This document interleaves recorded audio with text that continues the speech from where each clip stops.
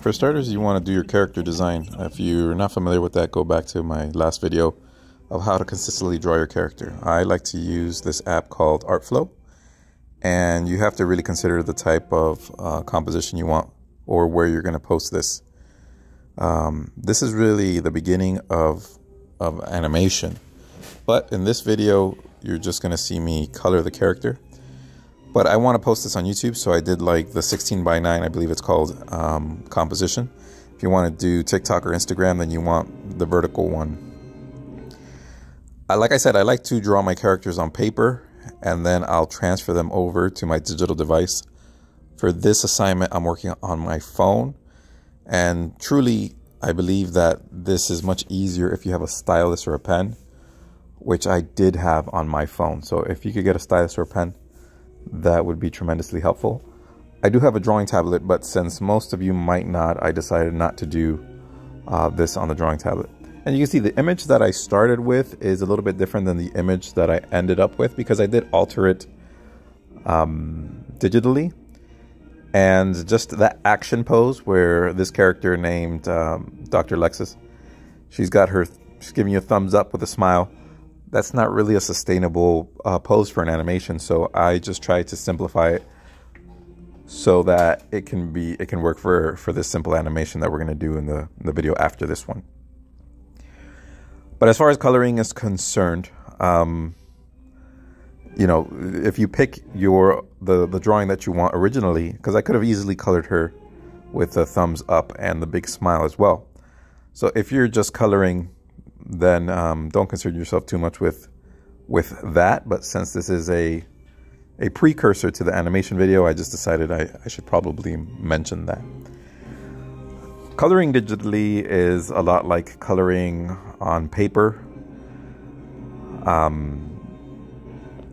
What you want to do is you want to start with your drawing, of course, like we've done here. And that really takes practice. I think this is more of an advanced lesson. This is not something that somebody should be doing with no experience.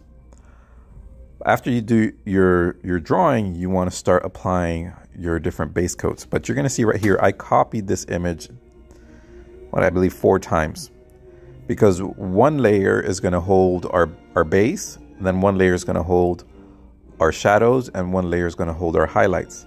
So here you see me applying the base coat. There are a few things that make it easier. So on the final layer, like I also did the green of the eyes, so I could do the white of the sclera without worrying about getting into the green of the eye. And slowly with experience, you start to learn those little things. You saw that little bit of pixelation right there. That happens throughout the video. That's not something that's happening on the image. That's just something that happened in editing because of the quality of the video. Sometimes when you edit these things, the quality will be reduced. So you just have to make sure that you have the highest quality available to avoid that type of pixelation.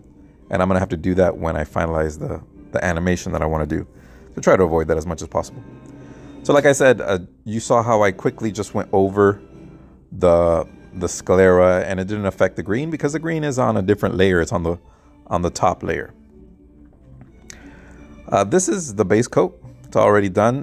The first thing I like to do is start applying the shadows, and I'll work with a drawing until I feel satisfied with it. I'm not an expert that immediately knows how it's going to turn out, so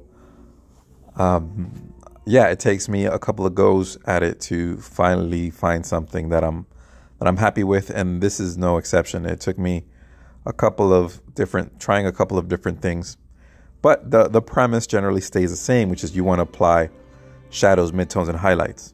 Now, how many layers of midtones is really the question, and shadows as well. But your final highlights should probably be a pure white.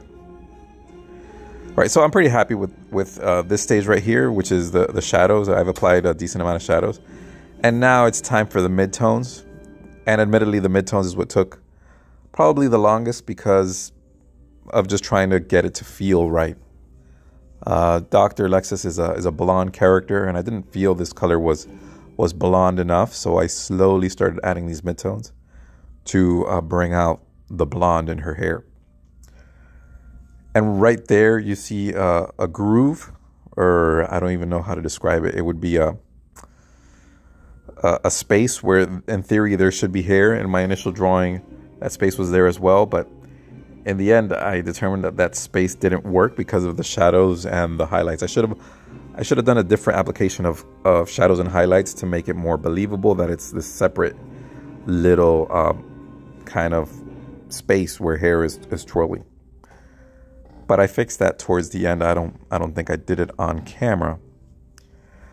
I generally, because I am not too well versed with shadow and shadow interpretation or light interpretation, so I generally try to keep my highlights pretty simple from the top down.